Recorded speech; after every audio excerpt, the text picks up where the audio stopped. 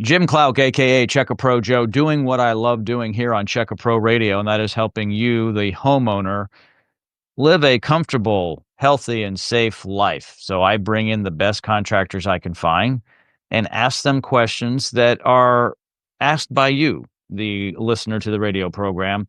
And I've got Jeremy today from Ember Keepers. Jeremy, how are you? Very well. How's Jim? Hey, Jim is doing well today.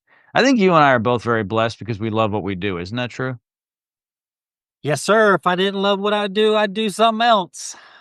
That's a good point. But there are people who actually do things just for, I guess, the money, right? But they don't, they're like, that's a job, and they go through life that way. In any case, a question for you that's come in. It's about creosote and soot and the differences. Someone wants to know what's the difference. Aren't they the same? Um, it comes from the same place for Oh, sure. I mean, it's all a product of incomplete combustion. And what that means, if you're not a chimney nerd, is your fire didn't burn up all the way. Your fuel was either too wet, mm-hmm. right? And it makes a lot of smoke. And so things like that create more of a creosote, and that can get pretty bad. If it's glazed on, there's different levels, but it doesn't really have to be that complicated. If it's really tarry, that's a bad sign. It's getting wet and really cool.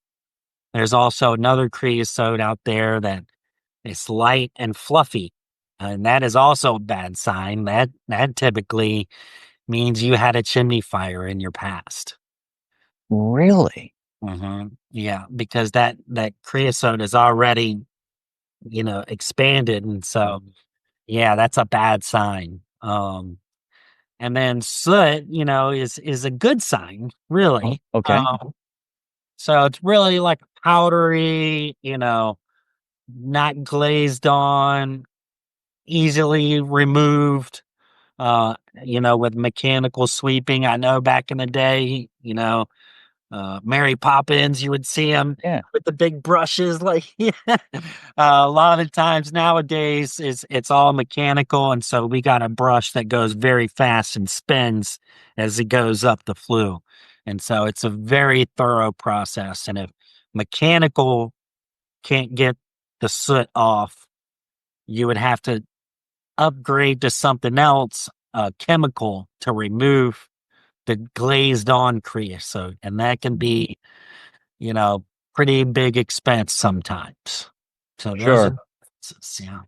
yeah. So there's a huge difference, I understand, in the wood, the type of wood, and is it seasoned? And for those of you who don't know what season means, is basically let it sit longer and dry out. A seasoned piece of wood is a piece of wood that has been left alone long enough with great ventilation and so forth. You want to make sure there's air moving by it and so forth, and make sure it's not sitting in a damp area, and it becomes actually drier. It's going to be a lighter log or cut log or split log after it becomes seasoned.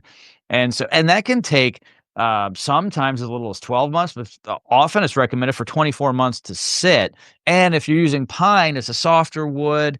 The fuel is different coming out of that than oak. So, what should people be doing? Seasoning an oak, or not using a wet pine? Yeah.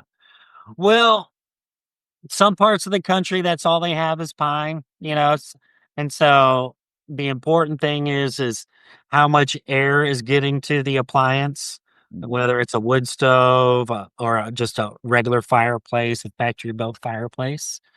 How much air is getting to the fuel, and then how wet it is. It's recommended 15-20%.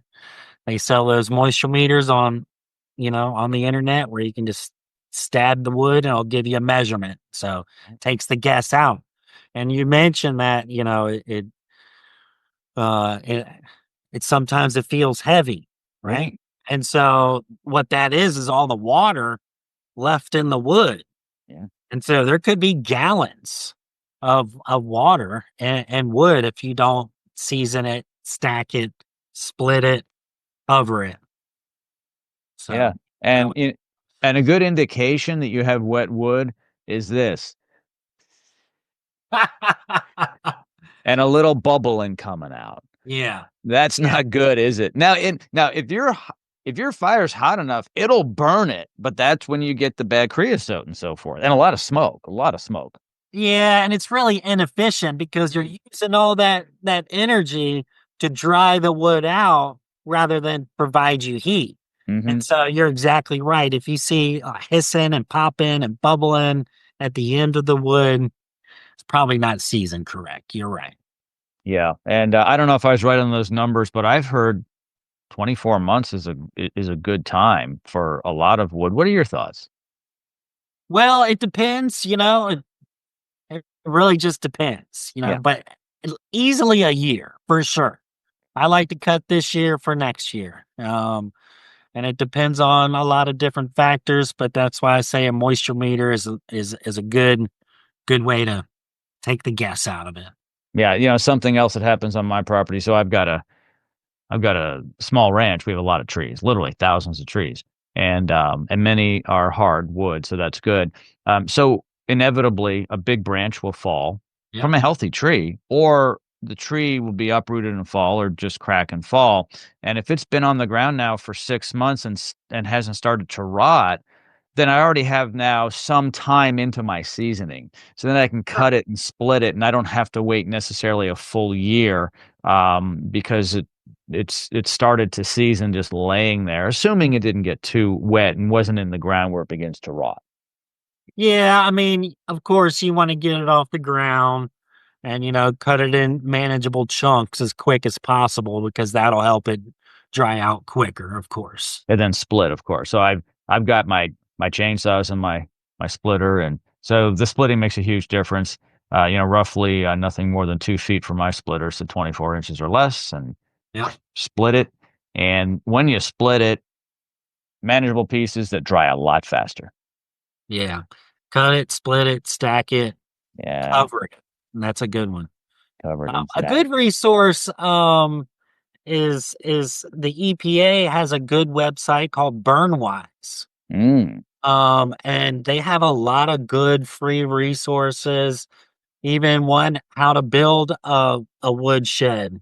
yeah. So that's a good free resource for people there. Jeremy, thank you so much for that and joining me today on the program. Much appreciated, buddy. Thanks.